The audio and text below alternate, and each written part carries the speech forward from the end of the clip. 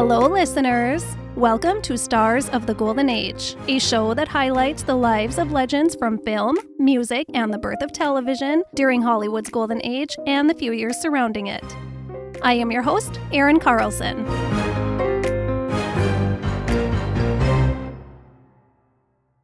And today, we will be talking about Marlene Dietrich, a very complex woman indeed. If you are interested in some fun bonus content, listen at the end of the episode for how you can get access to that and more. But first, let's learn all about Marlene Dietrich. Marie Magdalena Dietrich was born in Schönberg, Germany, which is now a part of Berlin, on December 27, 1901. She had a slightly older sister, only about a year older, and they were the only two children for parents Louis and Josephine.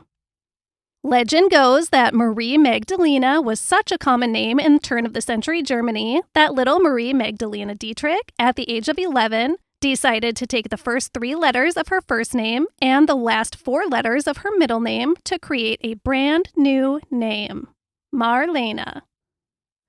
Now, as I dive into Marlene's childhood, which you know is my favorite part, I want to say that she was known for embellishing and downright falsifying facts about her life. So as I do my research, I do my very best to piece together information from various sources, reputable sources.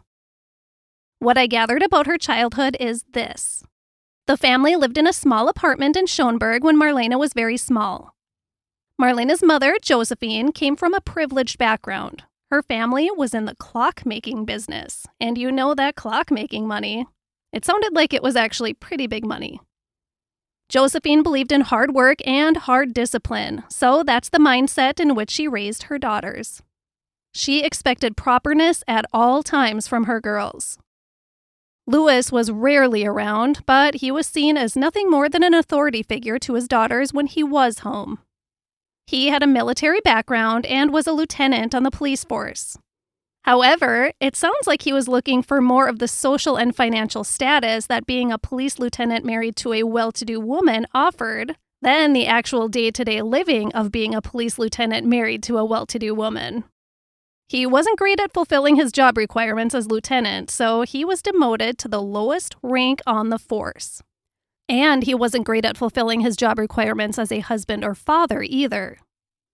His considerable drop in salary from being demoted forced the family to move often. In fact, they moved 4 times before the time Marlene was 6 years old.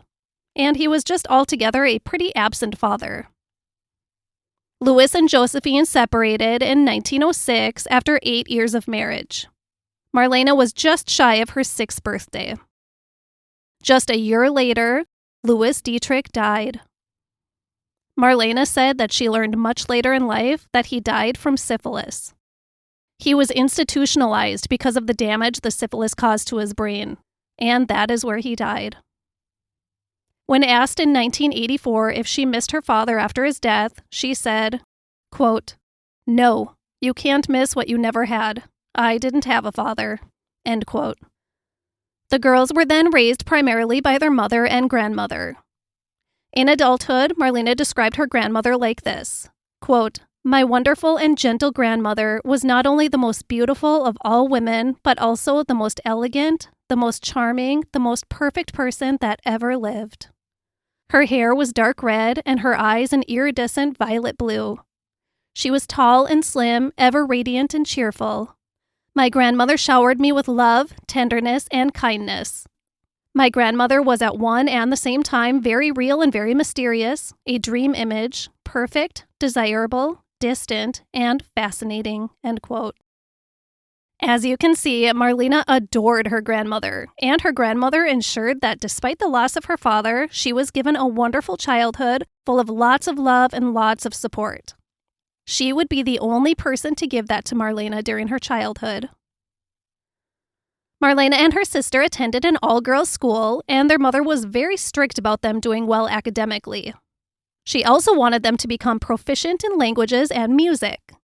Marlene spoke her native German, plus she spoke a little French and English, and she played the piano and violin. Marlene was 15 when World War I began, and at that time, studies were temporarily put on hold so the students could utilize their time in school making supplies for the troops. Practical home economics dominated most of the education that still existed in the classroom, so girls could learn how to cook and survive on basic minimal ingredients, since they were in wartime. How to make the best use of potatoes, flour, root vegetables, and things like that. Marlene's mother, Josephine, remarried during the war, but it sounds like it was more of a business arrangement rather than a marriage built on everlasting love. Josephine married a wounded soldier literally on his deathbed in a military hospital. He survived for 1 week as a married man before succumbing to his battle injuries. But Josephine was left with his military death pension. And she was also left with the responsibility of caring for her aging new mother-in-law. Guess that taught her. Marlene was a strikingly beautiful child and young woman. She turned heads everywhere she went. And her classmates soon started saying she had, quote, bedroom eyes. Berlin had changed after World War I ended, and Josephine didn't want her beautiful Marlene entering adulthood amongst the hot nightlife that was popping up in town. So she sent her off out of the city to further her music studies, because Marlene saw her future as a musician, a concert violinist more specifically. She moved into a boarding house in the fall of 1919 when she was just about to turn 18 years old. She had to share a bedroom with 5 other girls. No, thank you. Marlene took her music studies way more seriously than she had her academic studies. And she had a little fling with one of her music teachers. I read that she had also had a huge crush on her female French teacher in high school, but I don't think anything came of that. Sadly, Marlene sustained a wrist injury 2 years into her music studies, and she was forced to give up her dreams of being a concert violinist. She moved back to Berlin in 1921 when she was 20 years old, just in time for the Roaring Twenties. The post-World War I cabaret culture was on fire, and Marlene Dietrich was here for it. Berlin in the Roaring Twenties was all sex, drugs, and rock and roll. Well, not literally, but that was the vibe. It was a kind of partying the night away sexual revolution, and Marlene Dietrich was right in the center of it. Although the economy suffered greatly after World War I, the social scene flourished to amazing new heights. The 20s were also a rich time in Berlin for both stage and cinema entertainment. Much like the U.S. during times of economic hardships, people still went to the theater and they still went to the cinema. It was important to still have that escape that the theater and movies could offer. And the 20s were huge, with the budding new form of entertainment dominating the world: silent films. Marlene couldn't be a great concert violinist, but her wrist did heal up enough for her to still play the violin. And guess where she got a gig doing just that? In the orchestra pit that provided music for silent films. Her foot was in the door in the film industry. Well, it was in for a little while at least. The sexy legs attached to that foot in the door were supposedly too much for the otherwise all-male band to handle, and Marlene was kicked out of the band after only a month. Marlene Dietrich later said when asked about her legs, "The legs aren't so beautiful. I just know what to do with them." So now, where could she find a job in entertainment where her sexy legs would not be a clutch but could maybe be an asset? On the stage at one of the many cabarets that lined the streets of Berlin. Time to showcase those legs. And sometimes a little more. She was known to sometimes forget to wear underwear on stage and would end up giving her audience a little more than they expected, which in turn made her a pretty popular performer. Film director and cabaret artist Volker Kuhn described Marlene Dietrich in the vibrant Berlin of the 1920s like this. Quote, "Marlene was a real child of the Roaring Twenties. Marlene was an independent person who was so emancipated that she didn't care a fig about what people thought of her. She lived whatever she wanted to. And that was at a time when she was not yet a big star, when it was not so easy to live that way. That was the wonderful thing about this type of woman. They didn't want to be a little homemaker at the stove. They didn't want to just mix in. They wanted to set the accents. Marlene did just that, end quote. With a little cabaret stage experience under her belt, Marlene auditioned for the uber-famous Max Reinhardt's Drama Academy. Reinhardt was well known for turning out stars, and Marlene wanted to be a star. But she'd have to hone in her skill a little more before she was Max Reinhardt ready. She wasn't completely discouraged, though. She became a chorus girl in theater productions, and the connections and visibility provided by the theater landed her in some small parts in films. Her first appearance on screen was in a film called The Little Napoleon in 1923, followed by a couple more that same year. And she was hooked. Although she herself later said about those early silent films, those trashy old films were just rubbish. They were the stepping stone she needed to get to the top. It was on the set of one of these early films in 1923 where Marlene Dietrich met an actor named Rodolph or Rudy Sieber. Sparks flew, and they got married pretty much immediately in May of 1923. Marlene's mother was not thrilled about it, but Marlene didn't care. Josephine thought at least he could keep a tight leash on Marlene and keep her under control amongst the wild nightlife of Berlin. One can always hope. Marlene and Rudy were very happy in the first years of their marriage.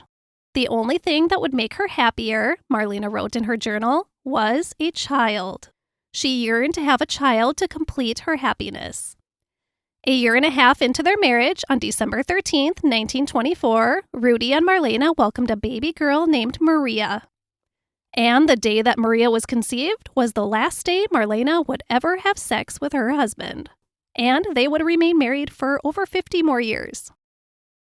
Marlene was still the free-spirited, I'll do what I want to do woman that she had been before she got married and had a baby. These life events were not going to stop her from working towards her dreams. Rudy supported her in creating and protecting her image and her lifestyle. She was carefully curating the rich image that she wanted the outside world to maintain of her. She returned to the cabaret stage and to films, but was only securing minor roles until the end of the 1920s. But she was busy working, and she was getting roles, and she was happy with that. She just had to work hard and be patient. But everything would change for her in 1929 when she finally got her breakthrough starring role. The film was The Blue Angel, directed by Joseph von Sternberg. And it was unique in that it was being made in both German and English. It was Germany's first feature-length talking film. The plot mirrored reality a bit for Marlene, so it's no wonder that she adhered so well to this role. And von Sternberg showcased her in the movie as a sex goddess, and people took notice. Here she goes, one movie star coming up. Hollywood wanted to get their hands on this sexy new star of the Blue Angel, so Marlene took the chance of a lifetime and took the voyage to America and signed a contract with Paramount, leaving her husband Rudy behind. Little Maria, now 5 years old, would join her mother a year later on this grand adventure in Hollywood. Once in America, Marlene was immediately thrust into the life and glamour of a true Hollywood starlet. Paramount set her up in a luxurious apartment, and she was immediately receiving a generous salary of $1,000 per week. That's almost $19,000 today. She was Paramount's attempt at showcasing their own Garbo, who was with MGM. The Blue Angel director, Joseph von Sternberg, was already in Hollywood, signed with Paramount too. To him, he and Marlene were a package deal. Marlene was his star. She was his masterpiece. He used artistic lighting and shadowing to create the perfect mystical portrayal of Marlene on screen. And he was madly in love with her. He and Marlene would make several more movies together. Their first film after arriving in Hollywood being 1930s Morocco, co-starring Gary Cooper. Dietrich made a huge splash with her film entrance in America because of a kiss scene in the movie. Not with Gary Cooper, a kiss with another woman. Very risque for 1930. This was a pre-code film, so they could still get away with fun stuff like that. Marlene wrote frequently to her husband and daughter in Germany. In one letter during the filming of Morocco, she wrote, quote, "Gary Cooper is pleasant and good-looking. The newspapers have said that Lupe Velez, his girlfriend, has threatened to scratch my eyes out if I come near him. How can I? She sits on his lap between scenes. I don't go close enough, God knows, to see what they're doing. But it looks like they're doing something that is usually done in private." End quote. Still, it is said that she did eventually get close enough to Gary Cooper to do some of those private things. Morocco was nominated for 4 Academy Awards, including a nomination for Marlene Dietrich for Best Actress. Quite a way to step onto the Hollywood scene. She dipped right into the Hollywood social scene, too. She and her husband, Rudy, had an unconventional open marriage. He had no intention of coming to America, and Marlene had no intention of returning to Germany anytime soon. So she lived her new life in Hollywood as a young single woman on the prowl. She said, quote, "I've always been attracted to intelligent men. I can pick 'em in a full room, just like that. I don't care what age they are," end quote. What she wasn't able to say at the time was that she was attracted to intelligent men and women. Marlene herself was not completely honest about her own romantic escapades. Sometimes not kissing and telling, sometimes kissing and telling, and sometimes not kissing but telling a complete fabrication. But she lived a completely free love life, a daring love life that was far outside the social norms of 1930s America. She was a very sensual woman, and she loved freely and with many. Gary Cooper, Douglas Fairbanks Jr., James Stewart, David Niven, Frank Sinatra a little later on, and it's highly publicized that she had an affair with Joseph Kennedy, father of President John F. Kennedy, when the future president was still a child. And 30 years later, when JFK was all grown up and running the country from the Oval Office, she had him too. Although she entertained an endless stream of men and women as lovers, she said herself she didn't enjoy sex. But she did enjoy the closeness and intimacy her countless partners provided. I assume since she was so deprived of love and affection as a child that she was overcompensating for it as an adult. Marlene Dietrich and Joseph von Sternberg did their final movie together in 1936, and after that, her movies were lackluster for a couple of years. She was having more success in movies again by 1939 when she appeared in Destry Rides Again with James Stewart, her first Western movie, and her great film comeback after being deemed box office poison for the last couple of years. Her saloon fight scene in that movie is epic. During this time, the good old Nazis came a-callin' for their beloved little German. They wanted her to make German films under the Third Reich, which had almost complete control over the German film industry by now. But she refused to work for the Nazi Party. Quite the contrary, actually. She became a U.S. citizen instead. "The Germans and I no longer speak the same language," she said. She also publicly called Hitler an idiot on British wartime radio, which was broadcast on German airwaves. Hitler didn't scare her. Her betrayal of her native Germany made the Nazis pretty upset, and she was branded as a traitor. Marlene Dietrich would have loved to join the U.S. military and fight in World War II as a soldier, but of course she was a woman, so no combat service for her. She entertained with the USO for 18 months, going so far as to perform and aid troops in active war zones. When asked why she was willing to spend time with troops on the front lines, risking her life like that, she replied, "Out of decency." She did tours in Italy, North Africa, France, and Germany, performing over 500 shows for the troops. She often slept in tents, she suffered from frostbite, and she contracted influenza. She was in the thick of it, and it wasn't always fun. But she wanted to do it. She wished she could do more. Then she began working with the U.S. Office of Strategic Services, the predecessor of the CIA, to record several anti-Nazi propaganda albums with the intent of weakening the morale of Nazi troops and supporters. These types of programs were proven to be very successful in weakening support of the Nazi Party.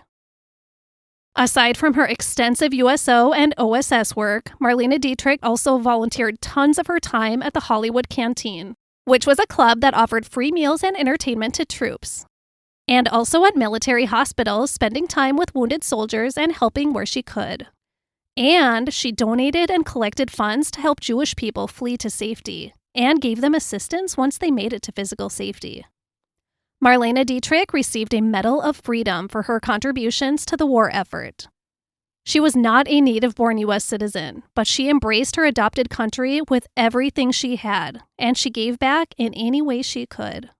She believed in freedom, peace, and patriotism for the good. Now, if only she could give that kind of attention to her child. I want to talk about Marlene's daughter Maria for a bit, and then I'll continue on to Marlene's life post-World War II. Because Maria's childhood was a far cry from ideal, and her story is important to Marlene's story. That high-flying lifestyle Marlene was living was fine and dandy, but she still had a daughter to raise. Maria was often left with others while her mother was off gallivanting with her lovers. On one occasion, Marlene left Maria with an employee of her lover du jour, and in their extended absence, the woman sexually assaulted Maria. Maria was only 14 years old at the time of the initial assault, and the sexual abuse continued for a year and a half. This was a very traumatic experience for Maria, but according to her, her mother swept it under the rug like it didn't happen, because avoidance of unpleasantness was what she did best. Maria lived a very untraditional childhood, to say the least. Her mother berated her as often as she could about how she had destroyed her body, that it was Maria's fault that her breasts now sagged. Just an example of the negative attention Maria often received. Modeled, it seems, from the negative attention Marlene received from her own stern mother. Maria didn't go to school, she had private tutors. She never had any opportunities to have friends, just her parents and their friends. Her mother treated her like a friend instead of a child. She would disclose all the dirty details of her sexual activity with her countless lovers to her daughter. To a child. Maria recounted her childhood like this, quote, "When you see your parent have the same euphoric love and tenderness for a loaf of bread, or for a song, or for a man or woman as they have for you, you step back and you start to not trust it. I don't think my mother knew what love was," end quote. Isn't that heartbreaking? But Maria did recount feeling motherly love from one adult in her life. It wasn't her mother. It was her father's mistress, Tommy. Tommy was the one and only parental figure that Maria truly loved. But don't get too excited. It wasn't the happy, wholesome Susie homemaker situation that you might be envisioning. According to Maria, her parents, Marlene and Rudy, forced Tommy to have more than 15 abortions because they didn't want another child to be in the way of the lifestyle they wanted for themselves. Tommy, not surprisingly, began suffering from depression, so Marlene got her hooked on drugs to self-medicate. Tommy's depression worsened to the point of wanting to end her life, so she was put under electric shock treatment, and Maria was brought to the procedure and forced to watch, as a child. It was a tragic, tragic ending for Tommy. She ended up being admitted to an asylum where she ended up dying at a young age. And poor Maria forever felt the guilt of her demise. She thought if she expressed to her how much she really loved her, it could have saved her. That's a lot to put on a child. Rudy was a bit of a better parent, but Maria recounted in her book that she wasn't even sure that he was her actual father until she was about 12 years old. Because there was a constant string of men in and out of her life, she had no idea which one was her father. But Rudy was the man she spent the most time with, so it must have been him, she thought. Although he was slightly more present than Marlene, Rudy had his quirks too.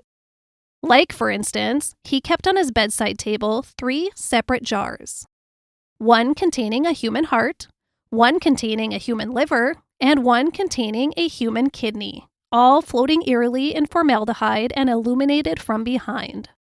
Just to give you a little snapshot into the personality that was Rodolphe Sieber. As for Rudy and Marlene's relationship, they would remain legally married for the rest of their lives. But they lived more like best friends than spouses. They would often all travel and hang out together. Rudy, Marlene, and their respective lovers. And every now and then, Maria. It's not surprising at all that Maria became addicted to alcohol before she was even 18 years old. She was a teenage alcoholic, and she suffered from severe depression. Maria escaped this life in 1943 when she was only 18 years old. she got married. The marriage only lasted 1 year, but she found her forever husband a couple of years later in 1947, when she married set designer William Riva. They remained married until his death in 1999. Always craving that attention, Maria recounted a time 15 years into her marriage when her mother reached into her handbag, pulled out a pair of pink panties, waved them gently under her son-in-law's nose, and said, "Smell, it's the President of the United States." Maria had a contentious relationship with her mother as an adult, to say the least. She both loved her and resented her, but she would remain there for her until her dying day. Back to Marlene. We're now in the mid-40s at the end of World War II. The tastes and interests of moviegoers had changed by the time the war was over. That foreign exoticism of stars like Greta Garbo and Marlene Dietrich was so yesterday, and post-war viewers were shifting their interest to more traditional, clean-cut stars, like her co-stars Jane Wyman and Jean Arthur. Marlene co-starred with Michael Wilding in Alfred Hitchcock's Stage Fright in 1950, and the two, of course, had a steamy love affair. That was kind of her thing with co-stars. When Wilding began seeing the stunning Elizabeth Taylor soon after, who he would eventually marry, Marlene was pissed. And I'm guessing quite jealous of the young starlet 30 years younger than she was, judging by this letter written a few years and a few Elizabeth Taylor marriages down the road. It read, "An open letter to Elizabeth Taylor. You have done enough harm to great men like Burton, Todd, Wilding, etc. Why don't you swallow your diamonds and shut up? M. Dietrich." You see, Marlene Dietrich, now in her 50s, and Elizabeth Taylor, who was stunning in her 20s, shared a like attraction to men. Michael Wilding, Mike Todd, Eddie Fisher, Richard Burton, they both had relationships with all of these men. Well, Elizabeth Taylor married all of these men, which made Marlene Dietrich and Elizabeth Taylor fiery romantic rivals. In response to the major shift in Hollywood films in the 1950s and her roles in them, Marlene returned to the place that she shone best, the cabaret stage. And then, in 1953, she hit the Las Vegas Strip to do a series of performances. In fact, she had a popular residency at the Sahara. And she loved this. She loved this instant gratification of love from her audience. It was full circle for her, and she was stunning. She still had it. She quickly became the highest paid cabaret artist in the world. She capitalized on her cabaret success by performing sold-out shows all over the world. Her daughter Maria was her manager and by her side through it all. They toured like this with huge success for almost 20 years. Marlene loved it. I saw a video of one of her performances from 1972, and oh my God, she was beautiful at 71 years old. As stunning as ever. As Marlene Dietrich aged, though, as we all do, she became increasingly concerned about her physical image. She was a beautiful woman, but she was aware of the cruelty of aging every single day. She reportedly never had any cosmetic surgery done, but she had her own little tricks up her sleeve to retain her youthful beauty for her audiences. She would pull her facial skin up, pinning it to her scalp, and then cover it with one of her beautiful wigs, creating her own facelift every single night. She was heavily adorned in tons and tons of makeup for her shows. And her 15-pound sequin gowns were covering a custom harness that was designed to recreate her hourglass figure. It was uncomfortable, downright painful, but she was going to do anything she had to maintain her image. She was glamorous, but at a price. And she was drinking and taking pills. A lot. It caused a few not-so-pleasant moments during performances, including a few falls on stage. It was becoming a real issue. Her daughter got her into treatment 3 separate times, but each time she relapsed. The addiction was way too strong. Marlene's husband, Rudy, died in 1976. They hadn't lived a typical married life in 50 years, but they had remained married their entire lives, and more importantly, they remained great friends and supporters for each other. It was unconventional. It wasn't a passionate love, but it was love. Marlene hung up her shimmery stage gowns the same year that Rudy died. She was 75 years old, and her body just couldn't keep up with the physical demands it took to maintain her stage presence. But she wasn't quite finished with show business. She had one final movie appearance in 1978. The movie was Just a Gigolo. From that point on, Marlene lived in seclusion in her Paris apartment. She had embraced aging by this point, but she wanted to do it alone. She wanted to preserve the public image of the exotic sex symbol that was Marlene Dietrich. She made the choice to hide herself physically from the world so she would always remain that mysterious, exotic, gorgeous woman that the world knew as Marlene Dietrich. Her image was extremely important to her. She continued to correspond with her fans, she spent a lot of time speaking to friends and family on the phone, and she read a lot of books. She loved to read. "You're never lonely with a book," she said. Marlene Dietrich died on May 6, 1992, in her Paris apartment. Marlene Dietrich was put to rest next to her mother Josephine in Berlin. After she was respectfully laid to rest, her daughter Maria wept by the graves of her mother and her grandmother. Before she walked away, she told her grandmother that she had brought her child back to her. The child that had been taken from her and given to Maria for so long. She asked her grandmother to forgive Marlene for the hurt that she caused her. "Be good to her. She needs you to be good to her," she said. "And I cried for all the lost love, so unretrievable, and I leave them to make their way together." I struggled a little bit with the script for this story. Marlene Dietrich had a very precise image that she wanted to portray and preserve for herself. This was incredibly important to her. She spent her entire life protecting this image. Every interview she gave, and I listened to many, she skirted around personal questions very carefully. And I heard discrepancies from her own personal accounts of her life. She had created her own past, in a sense, and had a hard time keeping up with the story at times. Her daughter Maria, on the other hand, was happy to spill it all. In the book she wrote about her mother, she shared incredibly intimate and very private details about her mother. Information that Marlene Dietrich would be horrified were shared. I shared a little bit of that information with you, mainly how her choices and behavior affected her daughter, because I will never protect a person who harms a child. Marlene Dietrich was not a good mother. She thought she was, and she loved her child in her own way. But she prioritized her own life, and her daughter suffered the great consequences of that. So I respect Maria's voice when she speaks about how her mother's lifestyle harmed her life. Because when you harm a child, you are harming their entire future. And I'm happy to give Maria that voice. I do not, however, feel comfortable sharing some of the very private, very unpleasant details that Maria shared about her mother. Unpleasant details of her last days and the years leading up to that. It was very important to Marlene Dietrich that her image of glamour and appeal were protected. And I want to honor her by respecting that. Maria's book is out there if you're interested in hearing her words, the words I don't feel comfortable sharing. I did read it, well, most of it. It is very long. But I choose to respect the wishes of Miss Dietrich in what I share from it. Marlene Dietrich herself wrote an autobiography titled My Life, but again, her image was so fiercely protected by her that I only took a few things from it. She was known to fabricate the truth and reinvent her past. Part of that image that she so desperately wanted to keep. "She is the true creator and curator of the Dietrich legend," said Maria.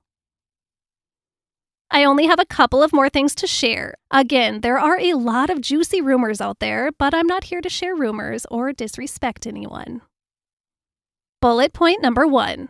Marlene Dietrich's daughter Maria is still alive, and she's living in Germany.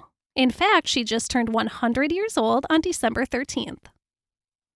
Bullet point number 2. Marlene Dietrich suffered from, let me see if I can say this, bacillophobia or bacillophobia. Anyways, a deep fear of germs. She was well known for traveling with her own cleaning supplies. Oh, she would have loved the pandemic. Bullet point number 3. If you want more juicy, maybe true, maybe not true stories, you can pick up Marlene Dietrich or Maria Riva's book. In conclusion, many different people have many different things to say about Marlene Dietrich. And I think that stems from the fact that she was a brave, daring, bold individual who loved her life as she saw fit and didn't really care what society had to say about it. She rose from the Berlin of the Roaring '20s, which was a place where this kind of individual freedom was embraced and welcomed. It wasn't uncommon to see same-sex partners embracing in public, for next to no clothing while out on the town, and speaking of clothing, pants. Marlene Dietrich, like Katharine Hepburn, loved pants. And nobody blinked an eye at a woman wearing trousers in Berlin. It was a place and time where a person could let their individuality shine, from their personal image to their sexual preferences. America and Paris, though, where Marlene Dietrich later split her time, were not so open. But that didn't stop her. She was confident and she was tough. She was going to live her life how she wanted to, and she was going to openly love who she wanted to. It was this kind of personal freedom and self-confidence that made many people dislike her, because sadly, that just seems to be human nature. But just look at what she did for the United States of America during World War II. She didn't have to do any of that, but she wanted to. She wanted to do more. She no doubt would have been a combat duty soldier if only her gender didn't prohibit her from doing so. When asked later in life how she would describe herself, Marlene Dietrich responded, quote, "I am patient, I am disciplined, and I am good. I think I am good." Thank you, Marlene Dietrich, for having the strength to be who you wanted to be, even in a world where that wasn't very well accepted. And thank you for your contribution to the United States military during World War II. And thank you all for listening. Thank you all so much for taking this journey with me. The most important thing to me when I dive into the lives of these legends is to acquire the most accurate information I can get my hands on. For now, as I build this show into hopefully something important, that information is what I can get my hands on for free or cheap. Trust me, I could spend tons of money on biographies. You know I love to use real good old-fashioned books for my research. But I'd like to be actually making a few bucks before throwing a few more bucks into the show.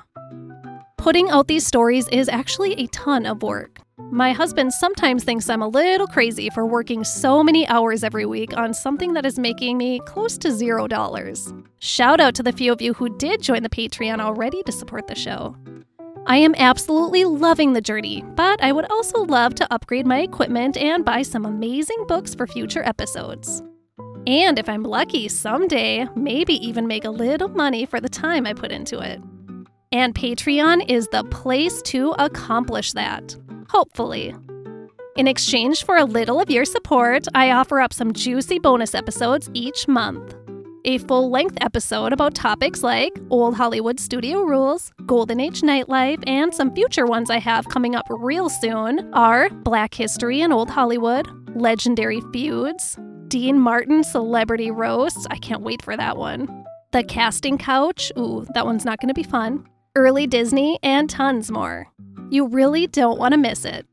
On top of that, we do a movie of the month, where I choose an old movie for us to watch on our own time, and then we discuss it on Patreon or Discord. And I release a shorter bonus episode highlighting the film each month, where I share some fun details about it along with my recap.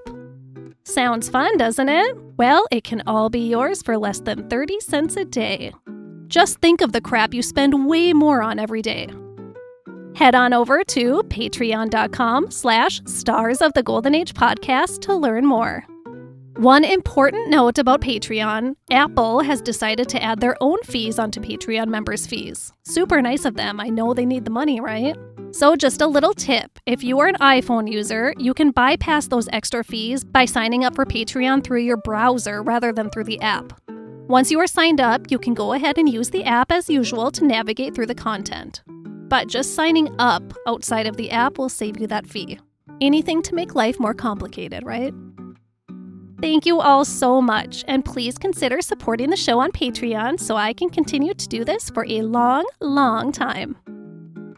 My primary source for this episode was a book titled Legends of Hollywood, The Life and Legacy of Marlene Dietrich by Charles River Editors, and I used her daughter Maria's book, The Life by Maria Riva. I also used an Oscar-nominated and New York Film Critics Circle Award-winning documentary from 1984 titled Marlene, written and directed by Maximilian Schell, a documentary titled No Angel, A Life of Marlene Dietrich from 1996, directed by Melvyn Bragg, a radio interview with Marlene Dietrich from 1975 from the UMPC Collection that I found on the Marlene Archives channel on YouTube, an article from the United States USO from Thursday, March 5th, 2020, a Diane Sawyer interview with Marlene Dietrich's daughter Maria from a 1993 episode of Primetime Live, a 1965 interview with Marlene Dietrich shared on the We Are Connected channel on YouTube, and of course, my love, IMDB.